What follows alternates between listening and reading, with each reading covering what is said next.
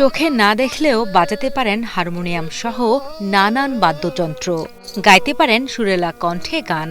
মনে বাবলা পাতার কষ লেগেছে, বাবলা পাতার কষ লেগেছে, তাই না দুলে সাবানে। বাদ্যযন্ত্রের সুর আর কণ্ঠের জাদুতে কুড়িগ্রামের প্রদীপ মুগ্ধ করেন ছোট বড় সবাইকে।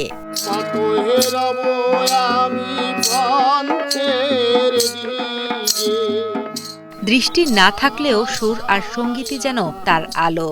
গান গেয়ে ও বাদ্যযন্ত্র বাজিয়ে হাল ধরেছেন অভাবের সংসারের। ব্যান্ড পার্টি থেকে এসিও বাজাই, এভাবে বাজে বাজে আমার জীবনটা আমি চালাচ্ছি। মাত্র ৩ বছর বয়সেই অন্ধত্ব নেমে আসে কুড়িগ্রামের প্রদীপ কুমার দাসের জীবনে। অজানা এক রোগে হারিয়ে যায় তার দু চোখের দৃষ্টি।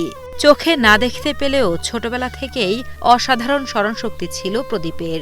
যা শুনতেন তাই মুখস্থ করে নিতে পারতেন তিনি। এমনকি যে কোনো শিল্পীর গান একবার শুনলেই হুবহু গাইতে পারেন নিজের দারাজ গলায়।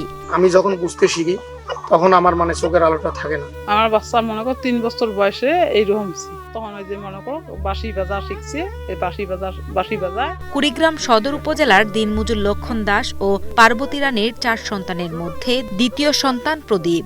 বাবা মা আদর করে তার নাম রেখেছিল প্রদীপ। আশা ছিল সে আলো ছড়িয়ে পরিবারকে মুক্ত করবে দারিদ্র্য থেকে। কিন্তু ভাগ্যের নির্মম পরিহাসে অজানা রোগে প্রদীপের চোখের আলোই নিভে যায়। বহু চেষ্টা করেও সন্তানকে সুস্থ করে তুলতে পারেননি তার বাবা মা। ছোটবেলা থেকেই নানা কষ্ট আর সীমাবদ্ধতার মধ্য দিয়েই এগিয়ে গেছে প্রদীপের জীবন। যে অর্থ উপার্জন করে সেটা দিয়ে সে পরিবারের হাল ধরার চেষ্টা করতেছে। সে যদি চোখের দৃষ্টিতে ফিরে পেত, যদি কোনো বিত্তমান ব্যক্তি তাকে সাহায্য করত। সে প্রথম বাঁশি বাজাতে শুরু করে, বাঁশি বাজার থেকে শুরু করে এখন সে কয়েকটা বাদ্যযন্ত্র বাজাতে পারে। তো এভাবেই তার জীবন চলতেছে। সে অন্ধ হলেও তার ভিতরে এতটা প্রতিভা আছে, এজন্য আমি গর্ববোধ করি আমার বন্ধু হয়ে। তবে অন্ধত্বকে দুর্বলতা না বানিয়ে বরং শক্তি করে তুলেছেন প্রদীপ। সুর আর সঙ্গীতকে সঙ্গী করে এখনও সংসারের হাল ধরেছেন এই তরুণ। গান গেয়ে বাঁশি বাজিয়ে অল্প কিছু আয়ের মাধ্যমে পরিবারের পাশে দাঁড়ান তিনি। কিন্তু আর সবার মতো চোখে দেখতে, নিজের পরিবারকে আরও ভালোভাবে আর্থিক সহযোগিতা করতে নিজের চোখের দৃষ্টি ফিরে পেতে চান প্রদীপ। তবে প্রদীপের চিকিৎসক জানিয়েছেন উপযুক্ত চিকিৎসা পেলে তার চোখের দৃষ্টি ফিরে আসার সম্ভাবনা আছে। তবে দরিদ্র পরিবারটির পক্ষে সেই ব্যয় বহন করা সম্ভব নয়। তাই সমাজের হৃদয়বান ও বিত্তবান মানুষের কাছে আর্থিক সহযোগিতার জন্য আকুতি জানান প্রদীপ ও তার পরিবার ও স্থানীয়রা।